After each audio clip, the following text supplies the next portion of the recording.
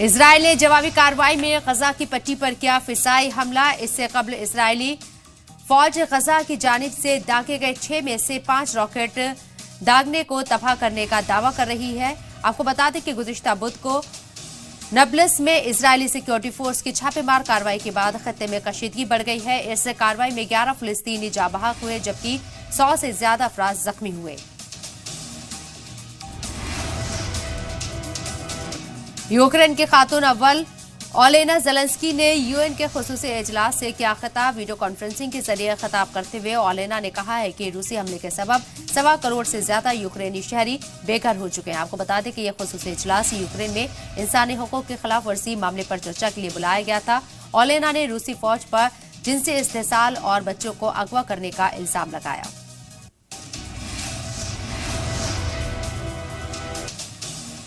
UN के खुसूसी इजलास से इंटरनेशनल क्रिमिनल कोर्ट के वकील करीम खान ने भी किया खिताब। आईसीसी के वकील ने कहा कि जंग के महाज पर इंसानी हकूक की पासदारी को यकीनी बनाना आलमी बरादरी की मुश्तरका जिम्मेदारियों और अखलाकी फर्ज है। उन्होंने कहा है कि इंसानी हकूक को सरहदों में कैद नहीं किया जा सकता। आपको बता दें कि इंटरनेशनल क्रिमिनल कोर्ट यूक्रेन में इंसानियत के खिलाफ जंगी जराइम के मामले की तहकीक कर रही है।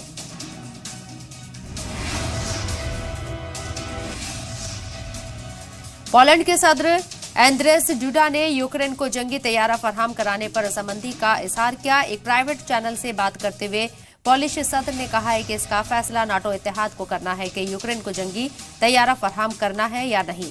उन्होंने कहा है कि अगर नाटो की मंजूरी मिलती है तो पोलैंड यूक्रेन को मिग 29 फराहम कराने को तैयार है। उनका मानना है कि यूक्रेनी पायलट मिग 29 को उड़ाने की पूरी सलाहियत रखते हैं।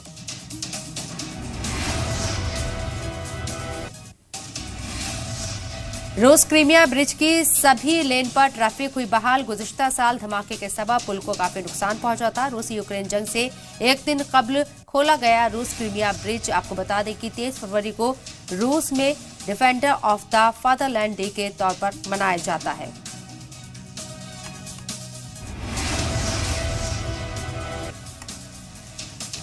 दिल्ली वाक़े यूक्रेनी सफारत खाने की जानिब से फोटो नुमाइश का एहतमाम किया गया।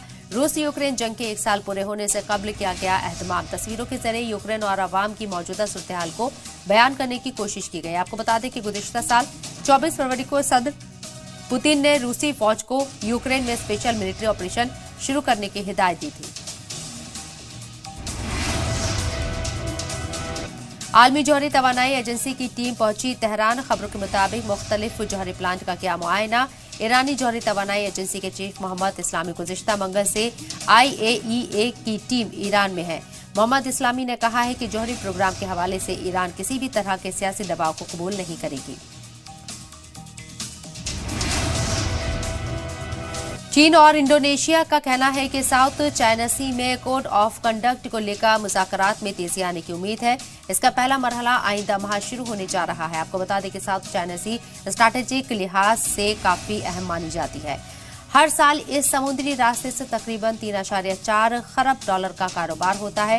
साउथ चाइना सी का ये इलाका हालिया बरसों में चीन और जनूब मशरिकी एशियाई मुल्कों के दरमियान तनाज़े का सबब बना हुआ है। सोमालिया में सिक्योरिटी फोर्स और बाकी जंगजू ग्रुप्स के दरमियान तसादुम। अब तक 96 लोगों की मौत हो चुकी है। बाहमी तसादुम में 500 से ज्यादा लोग जख्मी हैं। गुज़िश्ता 3 सालों से ये इलाका हुकूमती फौज और जंगजुओं के बीच जंग का मैदान बना हुआ है। तालिबान हुकूमत ने पाकिस्तान के साथ लगने वाली अहम तिजारती गुजरगाह तुरखुम सरहद को दोबारा खोल दिया है। पाक वजीर दाखिला ख्वाजा आसिफ के काबुल दौरे के एक दिन सरहद को खोलने का फैसला किया गया। और आपको बता दें कि गुज़िश्ता शनिचर को नंगरहार की मकामी तालिबान इंतजामिया ने तुरखम सरहद को बंद कर दिया था, जिसकी वजह से दोनों तरफ से हजारों मालबरदार गाड़ियां फंसी हुई थी।